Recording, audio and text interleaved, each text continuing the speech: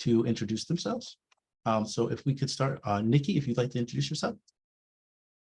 Yes, hi, I'm Nikki. I graduated from the University of Maryland in 2018. And from there, I went directly to the University of Virginia for law school. I spent my 3 years there, did my time, and then straight from law school, I completed a clerkship at the now Maryland Supreme Court. If you all voted, and hopefully you did, we just changed the name of the court this past cycle. So I clerked at the Maryland Supreme Court down in Annapolis, finished that in August, and now I am currently living and working in Washington, D.C. I work in the commercial litigation group at a large law firm downtown. So that has been like really short synopsis of my career, but excited and happy to be here with you all today. Thank you so much. Matiangai, if you'd like to introduce yourself as well. Sure. My name is Matiangai Sirleaf. I'm a professor of law, the Nathan Pass Professor of Law at the University of Maryland School of Law. Prior to teaching at Maryland, I taught at the University of Pittsburgh School of Law, at the University of Baltimore School of Law, and at the University of Pennsylvania School of Law. Prior to that, I was practicing as an attorney in a couple of different roles in the field of human rights. I worked at a private practice doing human rights litigation at a firm called Cohen Milstein and Sellers, and I did some work abroad in South Africa, clerking at their constitutional court, which is the apex court in South Africa, and worked at a human rights NGO called the International Center for Transitional Justice. I'm a graduate of Yale Law School and the New York University for my undergraduate, and I also went to the University of Ghana, Legon for my master's. I teach criminal law and public health law, global public health law, and international human rights law at the University of Maryland. Awesome. Thank you so much. Greg, if you'd like to introduce yourself, please. Sure. Hi, everybody. My name is Greg Schaefer. I'm the pre-law advisor here at the university. I've been doing this for about 15 years, so it's good to see two of my favorite students, Nikki and Rehan, up there doing amazing things. But before that life, I practiced corporate work for about 5 years in law firms in Baltimore and in Washington, D.C. I'm a very proud Terp undergrad and a product of Notre Dame Law School. And so I think my role today is to hopefully share a little bit of that, but also to get you thinking about how can we turn, the people you're hearing from today into you all. So hopefully I'll be able to fill in some of that gap today and at least get some of that conversation started. And what you hear today is going to inspire you. So thank you all for being here. Absolutely. Absolutely. I'm excited. Rehan, please round us out, please. Sounds good. Hey, everybody, my name is Rohan. I graduated winter 2018. And after that, I spent a little bit of time as like a management consultant, and now I'm like a 3L at Harvard Law School. Okay. Thank you to the panelists for introducing yourselves. So without further ado, we're going to go ahead and get started with our questions. Okay, our first question. Could you describe your educational journey, how it led you to the profession you currently have? And anyone can answer at any time. There's no formal order for you guys to jump in and answer.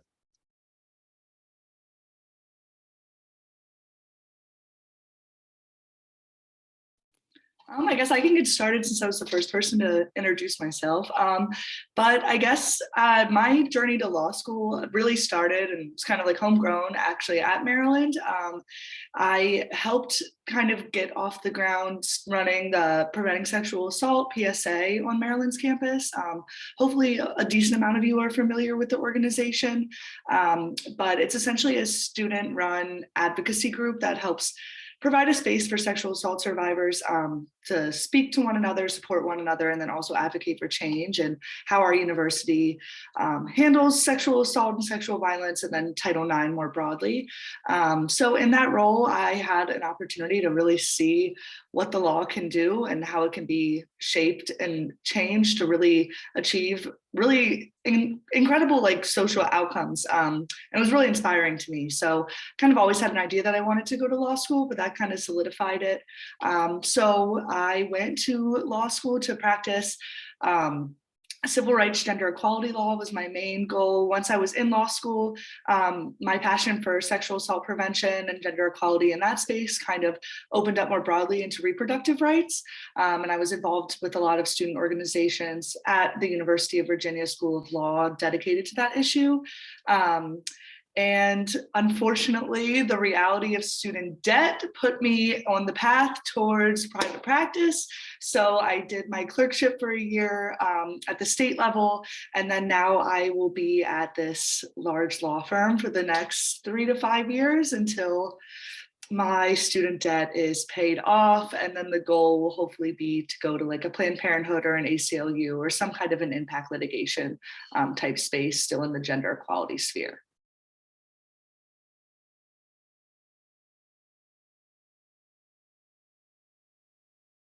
I can follow up on that one. So, I kind of had like a weird just journey in education in general. The only reason why I actually ended up going to college was because I was trying to become a pro boxer, had this career-ending injury. And before that, I was actually like one of the lowest ranking students in my entire high school. So there was no college that would take me in general. So what had happened was I actually ended up becoming a garbage man, and a lot of my coworkers and let me say this, 100% of my coworkers were formerly incarcerated, and they eventually came around me and convinced me to go to school. They ended up helping me get into this Bowie State University off an appeal. And when that occurred, it really just moved me that how like, a lot of my teachers gave up on me, and almost any other positive type of role model definitely like was maybe did not view me as like someone that had a lot of hope ahead of them. So when these folks came around me and helped get me into school, I basically told myself I want to go into the legal field. After some point, like something told me, hey, if I go into the legal field, I can start impacting this demographic. And then once I actually ended up going through that process, when I got to the University of Maryland, I actually think the first thing I told Greg, if I remember correctly, the very first thing I said, hey, my name's Rohan Staton. How can you help me get into Harvard Law School? I think that was like my very first like statement to him.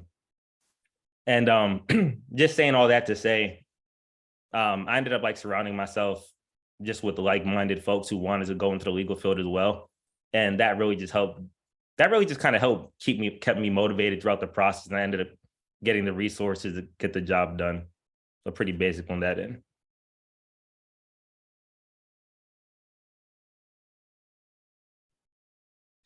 It's always tough to follow that story. But for me, I'm first gen college. My folks, I come from a long line of coal miners out in Western Pennsylvania, and I was the first one to kind of make their way out of the mines and off to college. So I came down here to Maryland as an undergrad because honestly, the university said I could come for free, and mom and dad thought that was a decent price to pay. So that brought me to College Park. I don't, honestly, if I'm being honest with myself and y'all, I don't know why I went to law school. I really don't. I think I realized that I was pretty bright, but I didn't like the sight of my own blood, so I wasn't going to med school. So where else does one go? And I like to talk, I like to argue, I like to think, but I don't think I really had the mentors to put the pieces together to have a really firm conviction of why I was doing what I was doing. I just found myself on the path. Went to Notre Dame, and on graduating, had in this notion that success equals big law job, equals making a lot of money. That's how you define success coming out of law school, because that's what they often will feed you with is, look what you can do with this degree, and it's tempting. And I took the bait. For 5 years, I did mergers and acquisition work. I worked for companies that were multi-billion-dollar organizations, and I was working 80, 90 hours a week. And I got to the point after 5 years where the only fun day I was having was payday, which to me now in hindsight is the wrong reason to have a job. I understand the realities of it, but at some point you realize if I'm only getting fulfillment every 14th day and the other 13 days are drudgery, you better find something you like because you spend too much time doing it. So that's, the big lesson I think to take from me is I came back to this alma mater, to my home, and I've been here for 15 years, and the only day I don't like is payday. But every other day, I really enjoy what I do. I hopefully make an impact on people's lives. I feel like I'm, kind of giving back and being a contribution to a group who, could really use the help. So I think that's the main takeaway of my educational journey is have a purpose, know why you're doing what you're doing, and then also recognize when maybe you've gone down the wrong path, stop, turn around and get yourself on the right one, or you're going to end up too far down the road and then wondering what the hell am I going to do?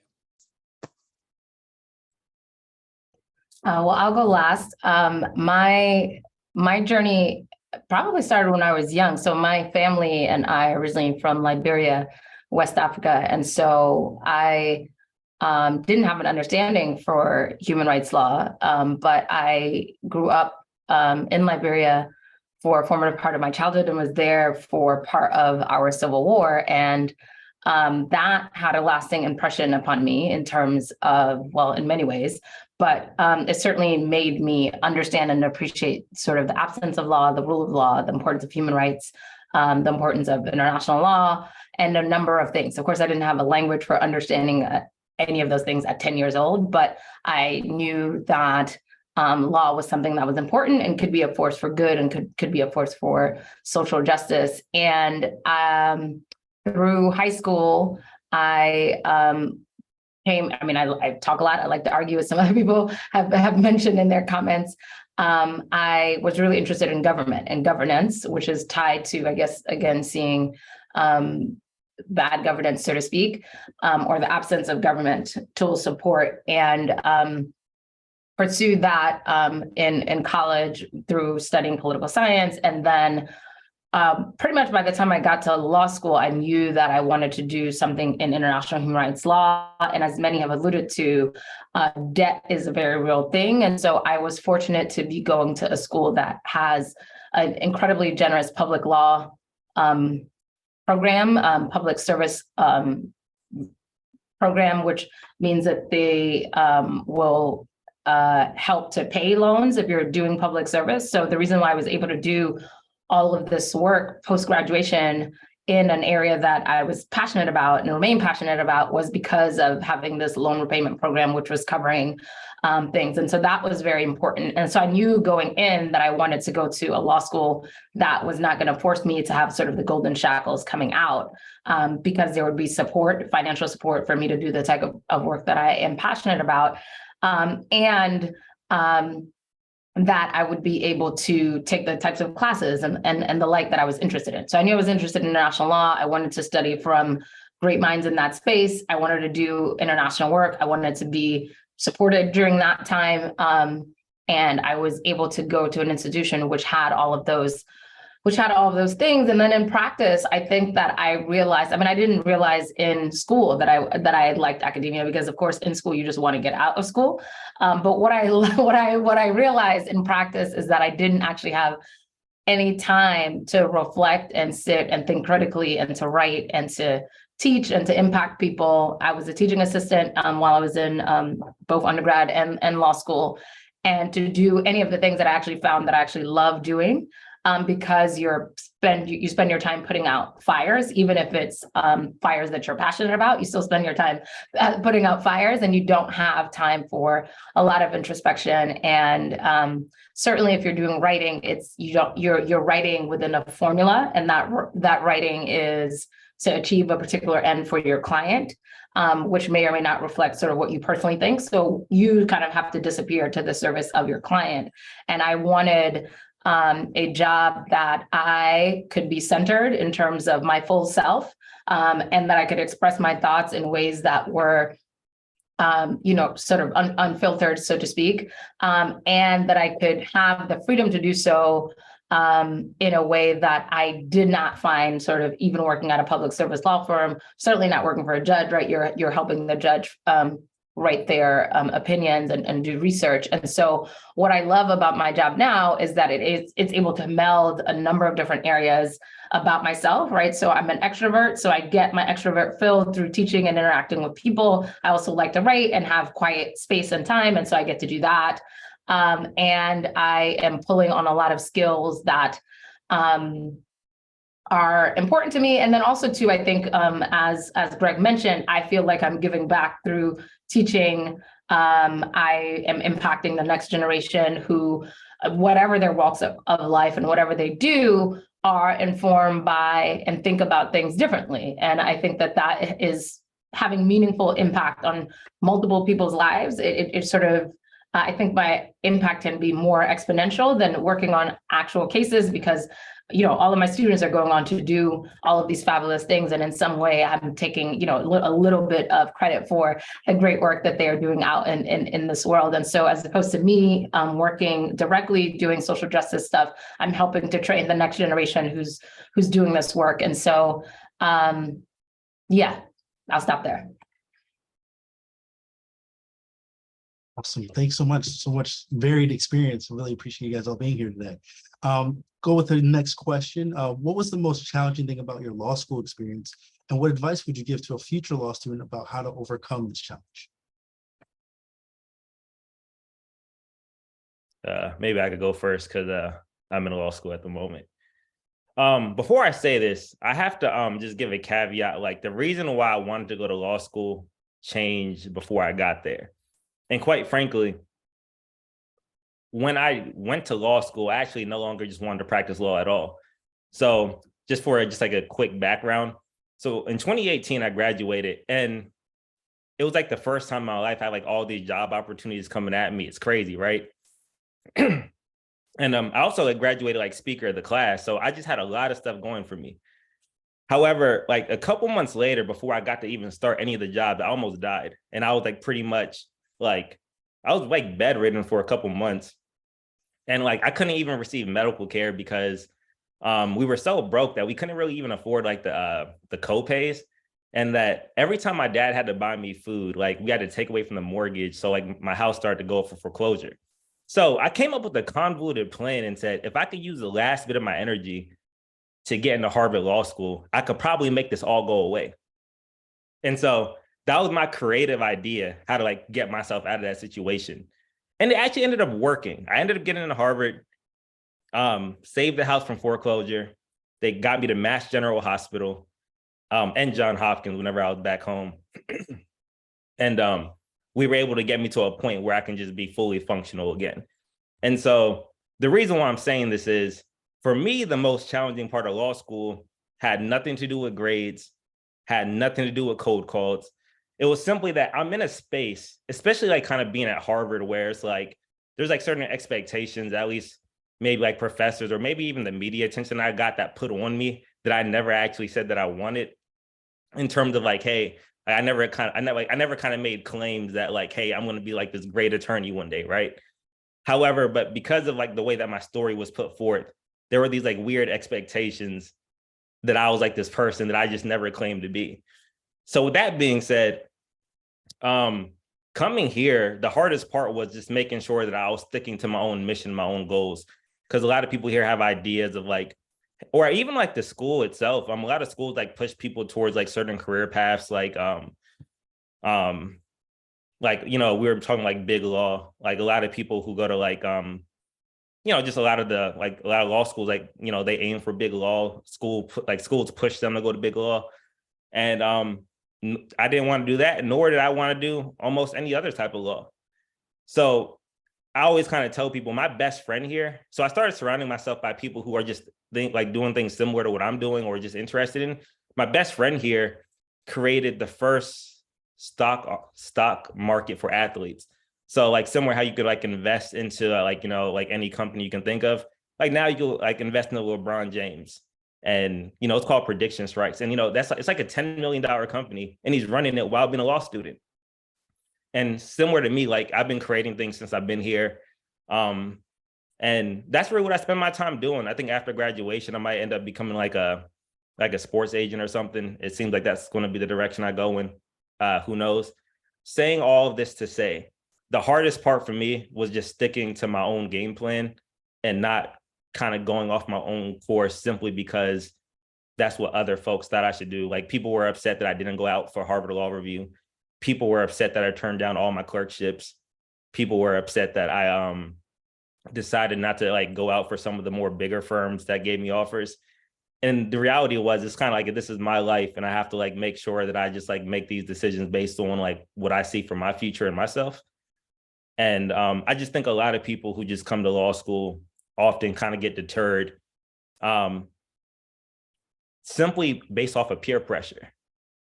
And that's like something I just really wanted to avoid for myself. So that's what I will say. And the way that I overcame that again was simply just like also just surrounding myself by a few other students who are doing something just similar, or at least had similar thought process that I did, that wouldn't negatively judge me for going down this path.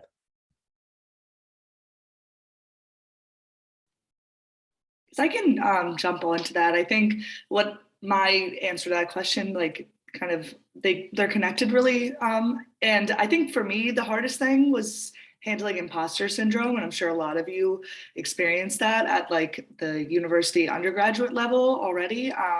But I think it is really emphasized as soon as you get to law school. For the most part, it's a smaller environment.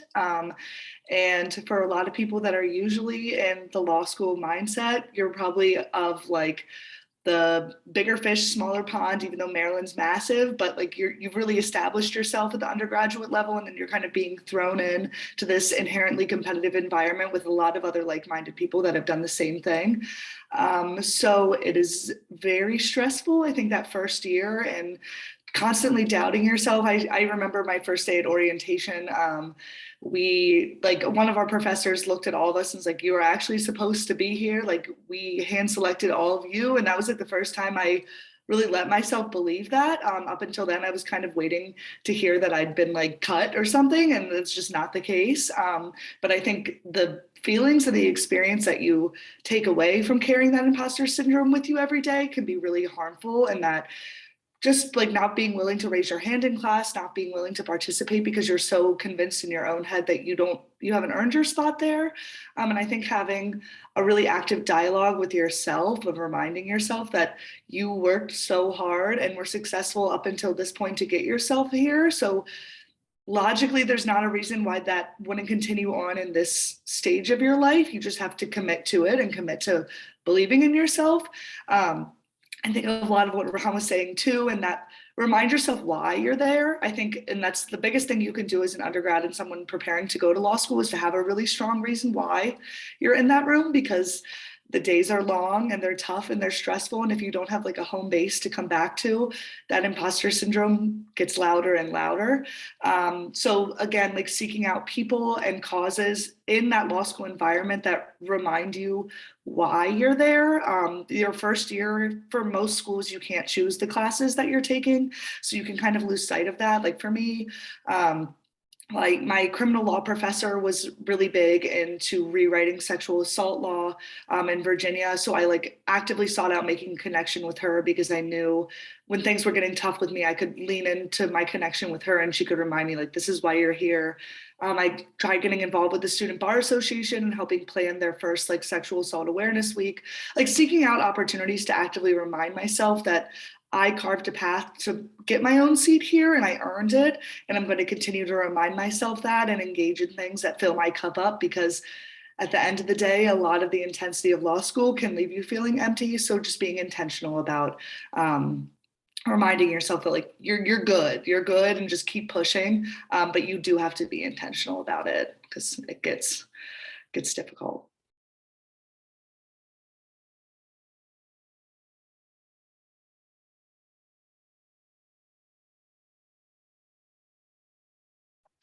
For me, and now those two have been in law school in this century.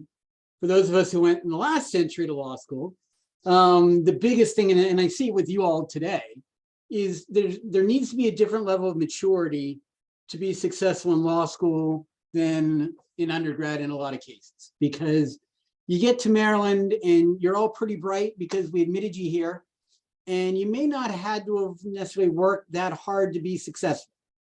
I was that way when I got to college. I'd done well in high school, got here to Maryland, and college came relatively easily. You know, I was taking a bunch of credits and I didn't have to work that hard, and I was getting good grades. I'm like, wow, look how smart I am. Like, I'm just like really, really smart. So wherever I go, I'm going to be really, really smart there. Get to law school, there are a lot of people there who are also really, really smart, and they're not afraid to work hard because maybe it didn't come as easy for them. And so they have something called a work ethic that I didn't have. I just figured, well, I'm just going to be me and I'm going to say hi to everybody and be the life of the party. I'm just going to get good grades.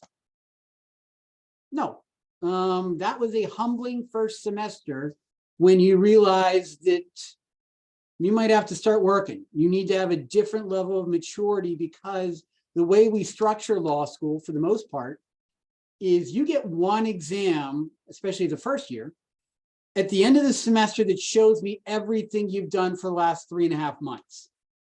So it's easy in October to be like, yeah, I don't need to worry about that case. Worst thing happens, I get called on and I take a pass or I embarrass myself, but that's not going to affect my grade. I don't need to worry about it until December.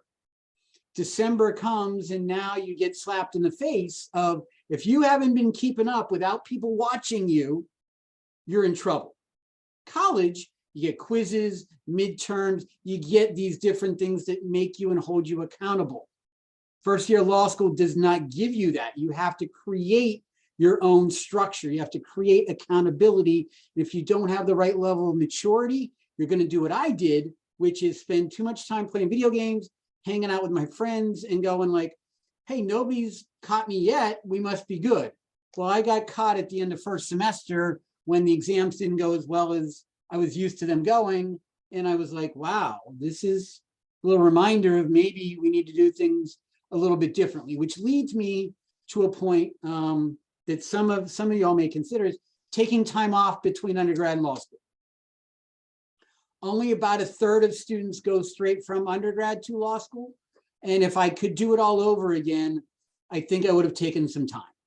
Something to separate college from undergrad. So I didn't walk into law school 4 months after college graduation with that same mindset of, hey, you know, this is school. I'm good at school. I'm used to being in school. Where are we going out tonight?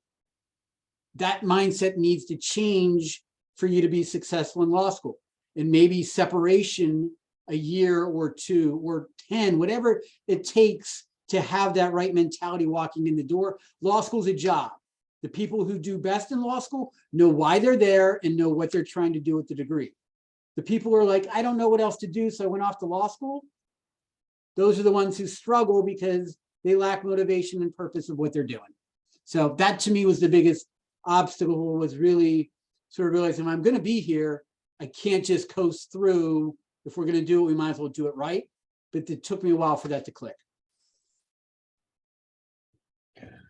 So I'm trying to think of what to add because everybody's comments were just so good. I mean, I think that what I will say, I did take time between law school and undergrad and law school, 2 years. And but I did apply because I wanted the security of knowing that I had gotten in, and then I deferred for 1 year and then would try to defer again. The second year I applied for a Fulbright and wanted to go travel abroad. As I said, I have a strong international interest.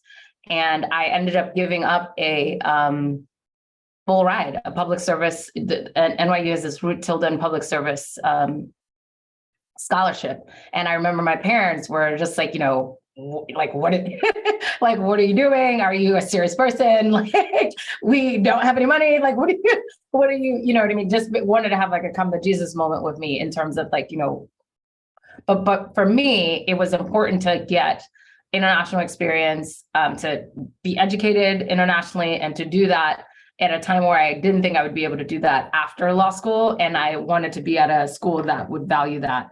And so I risked not, you know, applying for NYU again, which they didn't give me the Ruth Tilden again. But instead of getting waitlisted, because the first time I applied to Yale, I got waitlisted. And then the second time I applied, I got in. So I gambled big time, but it ended up working in my favor.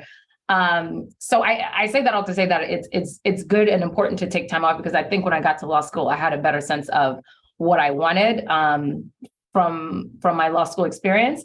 That said, I think that as a woman of color, it was a difficult experience for me. to be clear, we're 6 Black women in my class, and still managed to get confused out of a class of like 250. And I think for me, it took me a while to understand that people have been groomed all their lives to take up space, that their voices are valued, that their contributions are meaningful, that they that they just spout wisdom. And we know they're not spouting wisdom. They're just ripping off the top, but they've never been checked in a way that tells them institutionally that you don't belong. And I don't mean like somebody verbally saying that. I'm saying when you walk in the law schools and they're literally just men on the halls, right, that mirror an old portraits of men, and there are no women hardly, and all of there's something about the building and the facade and the space, which is isolating, which makes you feel, even if nobody is saying, what are you doing here, that you don't belong.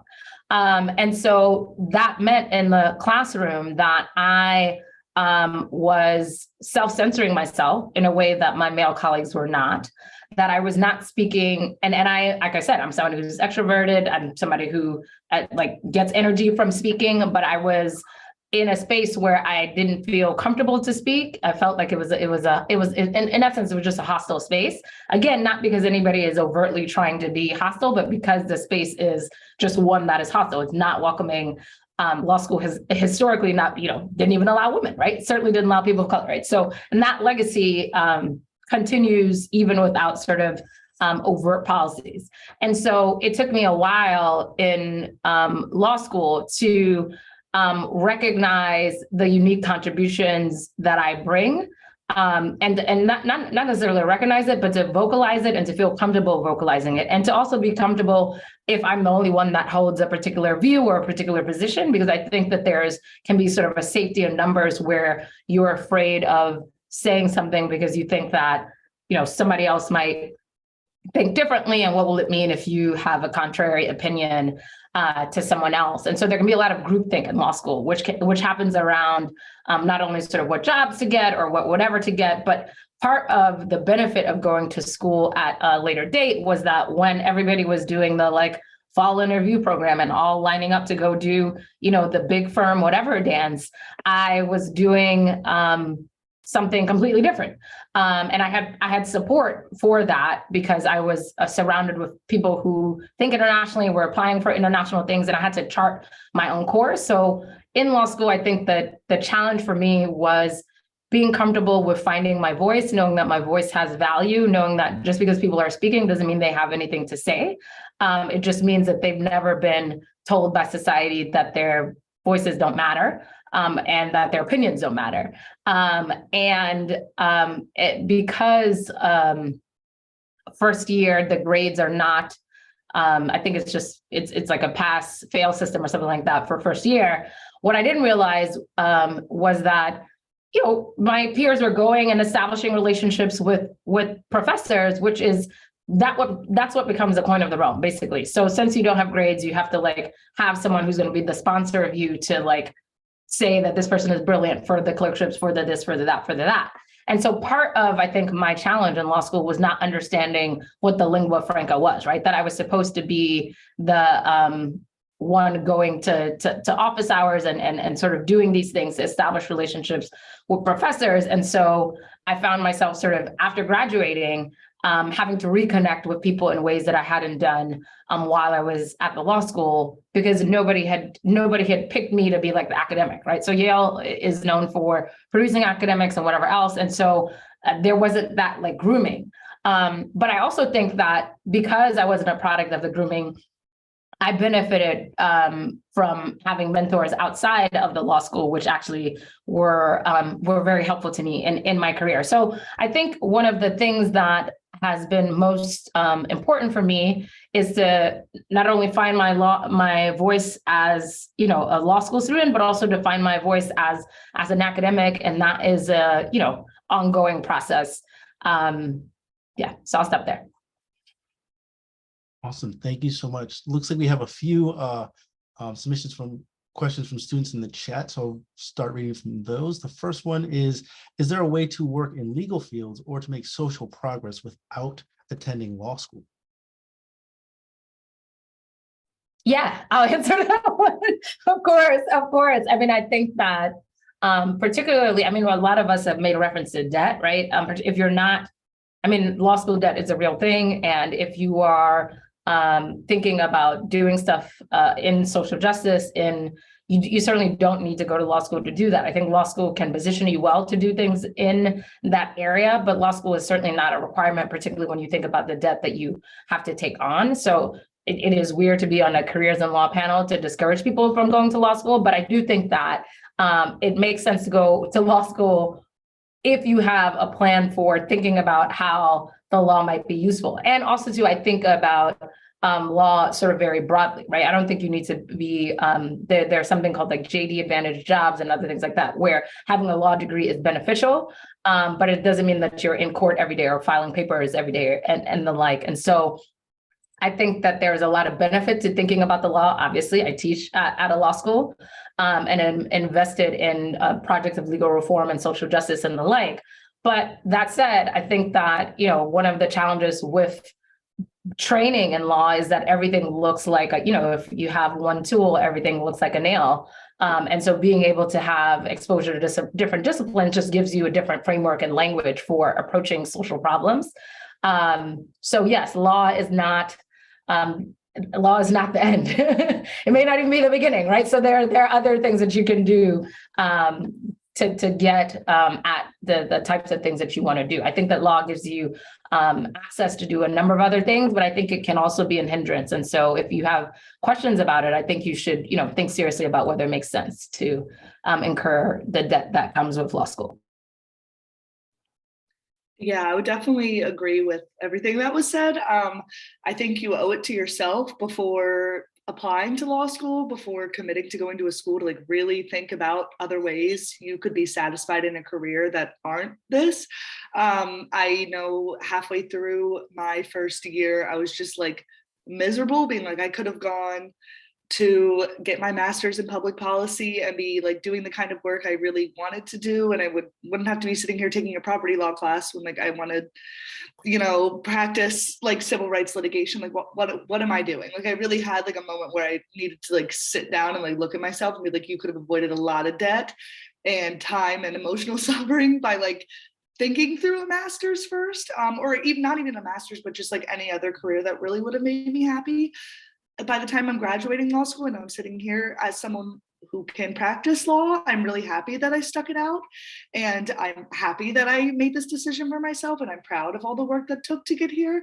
But I think I could have saved myself a lot of emotional turmoil if I had that honest conversation with myself before I took that really easy, not easy path, but just a well worn out path. And that I didn't, straight out of graduating from college, I didn't have to like have the conversation with my relatives of like, oh, I don't know what I'm doing. Like it was very easy for me to just be like, oh, I'm doing this impressive thing. Like stop asking me questions about it. I'm good. Like don't worry about me. And it ended up being the right thing for me. But I think if I would have spent the time on the uptake and made myself really think about it first, I would have been more satisfied more quickly, I guess. And so I still am going to get to do the work that I went to law school to do. And I think being an attorney gives me a really unique perspective on the kind of work that I can now do in this space that I would not have had as someone with a master's degree or with a different kind of angle tackling these issues. So I'm really excited to be the kind of person that can be in court and can be making these arguments from a legal perspective. But I wish I would have had that conversation with myself before I committed to the time and the money. I'm going to go next because I'm going to set Rehan up, I think. I think this conversation that you all need to have with yourselves is, do I have to go to law school or do I want to go to law school? You have to go to law school if you want to be a lawyer. If you want to practice law, you have to have this piece of paper which gets you a license that everybody acknowledges that you know enough to be dangerous practicing law. So if that's what you want to do, law school is not a question of if, it's simply a matter of where and when. However, and I think Rehan might be able to speak to this point, you don't have to necessarily practice law to find value in a law degree, because I believe most people will agree it is the most versatile graduate degree out there. there are so many different places you will find people with law degrees. They're in government work, they're in academia, they're in business, they're in just about any walk of life imaginable. Because what we teach you in law school are skills and traits. I want you to be a critical thinker, a better problem. We don't teach you a whole lot of law in law school. We're getting better.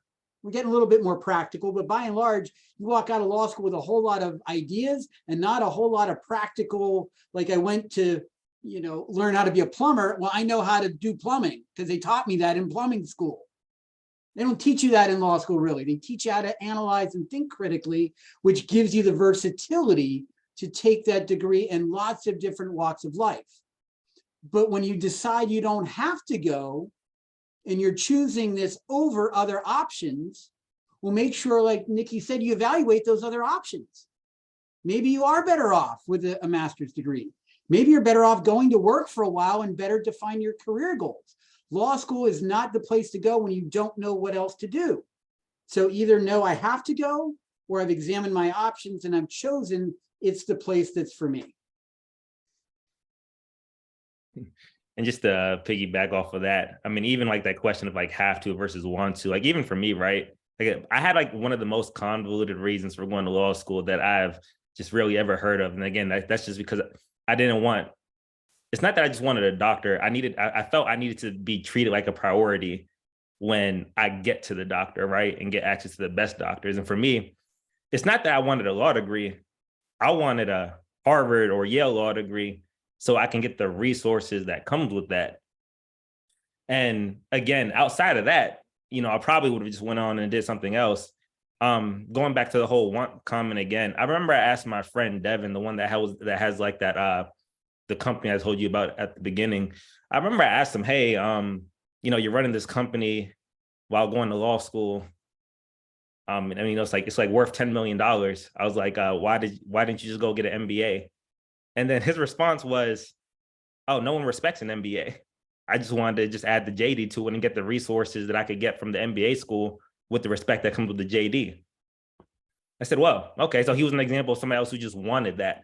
But I do want to just emphasize, again, it's just one of those things, like, and I think everyone said it at this point. It's like, why are you here? And like, what are you trying to get out of that? And the more well-defined, no matter how convoluted or how conventional, like when you have like that know of, wow, this is what I'm doing here, it kind of makes, the road a lot easier. And by the way, to the second question, to the second part where it says like, or to like make social progress, like something that I've been doing while I'm in law school is I've been creating this nonprofit where we basically like heighten like support staff workers such as like custodians, groundskeepers, and et cetera. And like, I've raised over hundreds of thousands of dollars at this point, and like even got some celebrities involved. And the reason why I'm saying this is I didn't need a law degree at all to do that part. That I just decided that, hey, here's this group of people that I want to impact. And I just had to figure out how could I go about attacking this one social issue that I just felt wasn't viewed in the light that I felt it should be viewed in. And so when it comes to like, anything, it's a legal field or to make social progress without, yeah. So when it comes to social progress, I think we all have that capability with or without law degrees. So I just want to emphasize, if anyone has like a social cause that they just care about, you could just make that a part of your daily life, no matter what you're doing, no matter what career you have. So I just wanted to emphasize that part. Thank you so much. The next student question is, how can we fight against the elitism in law school rather than conform to it?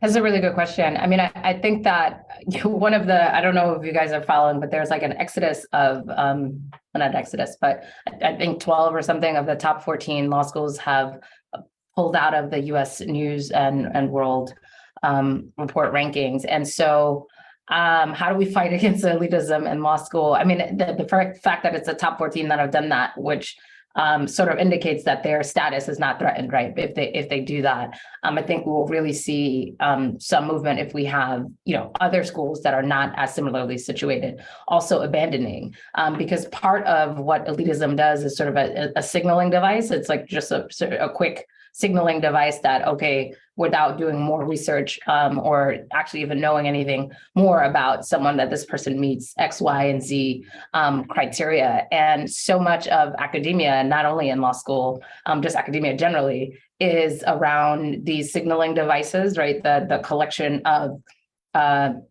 different sort of stickers, really, if we're thinking in like kindergarten, different sort of things that sort of make you stand out.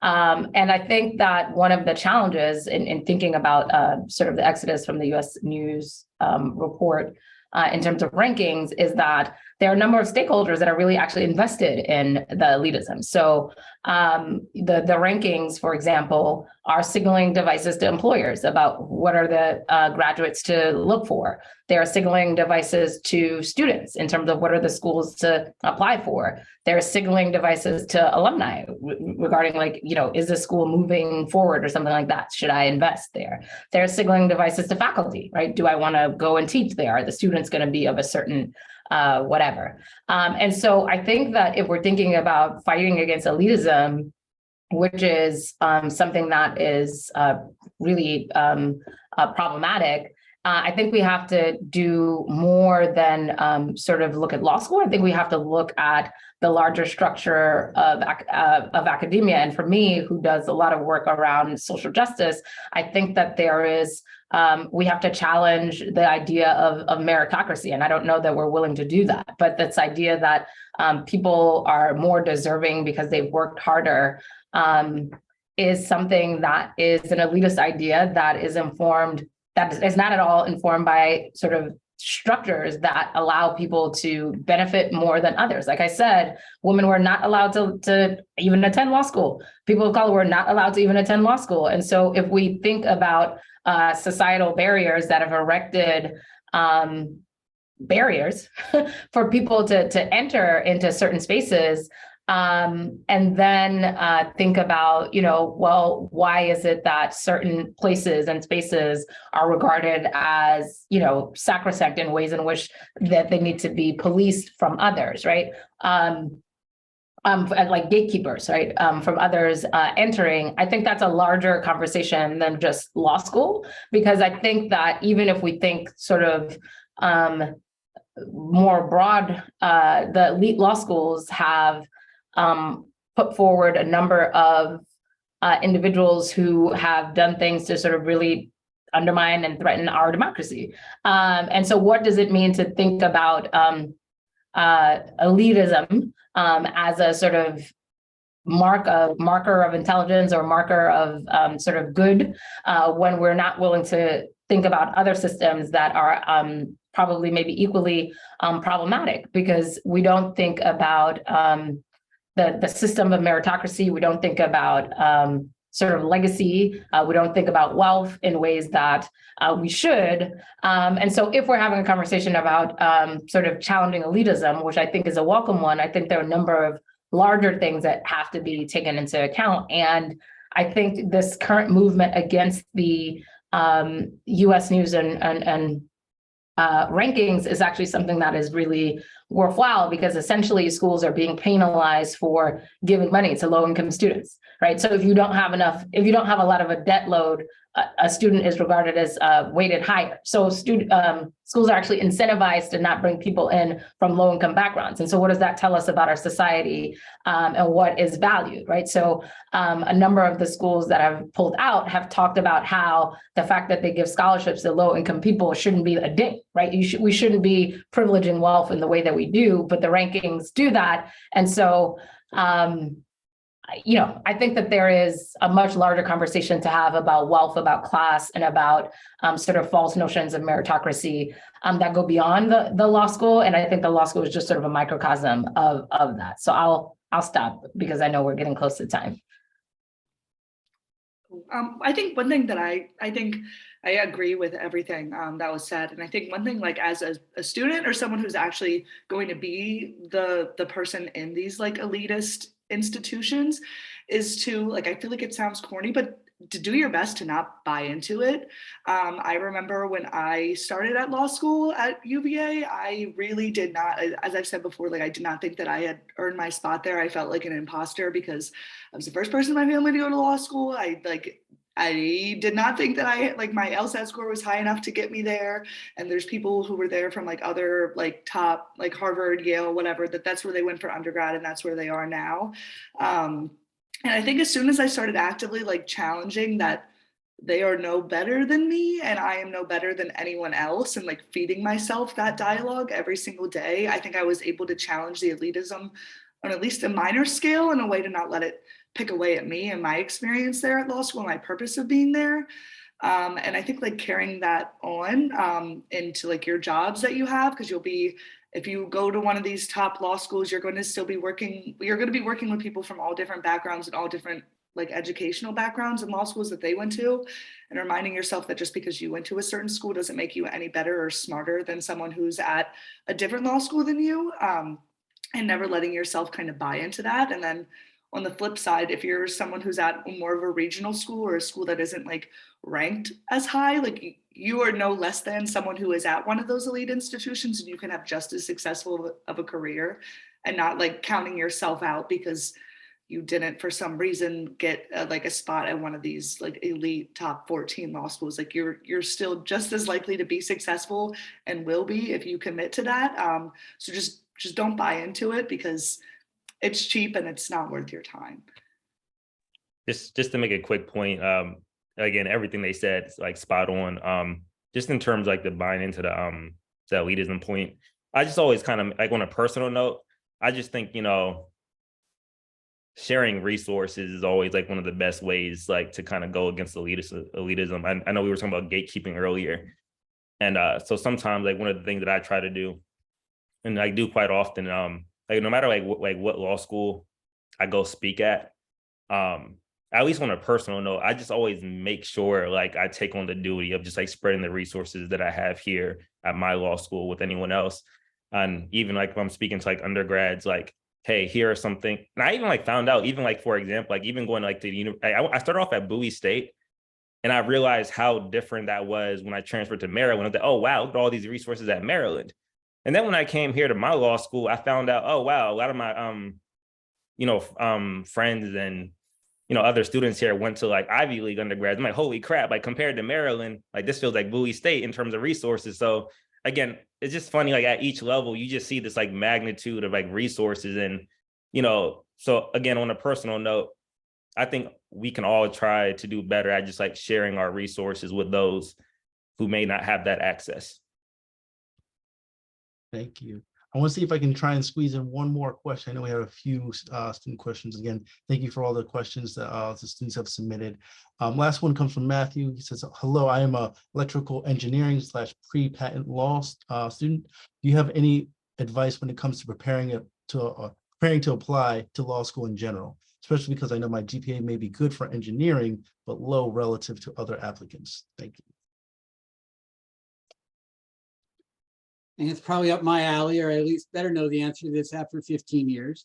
Yeah, Matthew, I mean, when we talk about law schools looking for diversity and looking for different parts of the puzzle, one of those parts is academic diversity. Law schools don't want everybody government and politics and English and sort of with that mindset. And so they value the STEM major, the academic backgrounds you bring, the career preparation you're going to have. So yes, at the end of the day, when I look at your GPA, I can't give you bonus points. I wish I could give you bonus points because you're in chemical engineering or you're a triple major in physics and finance and Chinese, and go, wow, that's harder than Greg's major in basket weaving. But at the end of the day, when law schools are being ranked, and to the extent we still have that, a GPA is a GPA is a GPA. So objectively, there is a number we have to be aware of. But subjectively, I've been around enough admissions stuff to see that law schools want a class made up of a bunch of different trees to create the ideal forest. And so some trees need to know STEM stuff, because if none of the trees know STEM, we're all in trouble. because there's a whole field of law that needs STEM backgrounds. So I guess the best advice I can give you is you work as hard as you can in that major, and it's going to show through. You know, even if maybe you're not at a median, you know, the law schools that my colleagues are at, those medians are well over 3.9. However, if I see a good 3.7 engineer, I know that person's very capable of competing along those 3.9 people, because the rigor of what you've gone through demonstrates you're going to be ready for whatever law school has to throw at you. So yes, you got to worry about the number. The number's a number, but you know, don't feel like you're going to get penalized on the back end, because law schools are evaluating holistically your file. And when they see STEM, they know I'm willing to take some lower GPAs because I know the background they're bringing. Awesome. And I know that we're getting to time. So I just want to see if you just go around maybe one time and just, if there's one piece of advice that you'd like to leave our students with as they exit the session, please feel free to bestow upon us.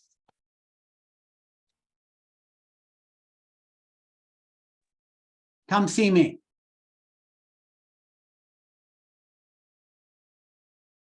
I would say peer learning and peer, like just thinking about how much, I mean, I'm looking back on my law school experience and how much I rely on my peers, probably even more than, you know, the professors that I was with, in terms of one, thinking about opportunities, learning about opportunities, and then postgraduate, finding out about, you know, you have no idea where your peers are going to be. And I don't mean to engage people in strategic ways. I mean to, you know, establish genuine relationships with people that are meaningful.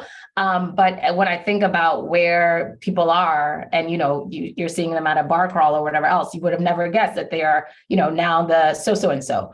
But for me, that has been really great, because it's been an avenue to think about connecting students that I'm working with people who are in various positions. And I think that there is a value to not networking in a sort of pejorative form, but actually forming valuable relationships with people, whether that's your peers or your professors or what have you, because you really have no idea where people are going to be. And I think that one of the life lessons that I learned is how meaningful the relationships are that I formed in law school, and how much those relationships have carried me in different facets and walks of life. And so certainly you're there to get an education. Part of that education is also forming social relationships, meaningful relationships with people that will carry you in ways that you can't even imagine right now. I think that my best piece of advice would just be spend whatever time you have left in undergrad or the time before you make that decision to go to law school. Just figure out what makes you tick. Like, what are you passionate about? Like, what's your why? Not only is that going to be necessary in getting through law school and having a home base to come to when things get really, like, physically just time constraint wise difficult, emotionally difficult, having something to come back to is going to be essential, but that's just going to carry you so much farther in life more generally. So spend this time that you have to really just figure yourself out and what you're passionate about. And I'll just echo a point that was said before, because this is like my main thing that I just tell people.